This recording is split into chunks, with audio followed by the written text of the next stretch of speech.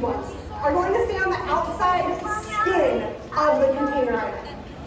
And they do that because of what we talked about earlier with the relationship between electricity and magnetism. These are moving charges, and as the charges move, they create little magnetic fields. And they create little magnetic fields inside the bars of the cage. And then once we have those magnetic fields inside the bars of the cage, they push the other charges to stay on the outside. So I am totally safe standing on the inside. I'm safe touching the inside, even at the exact spot where the lightning was striking.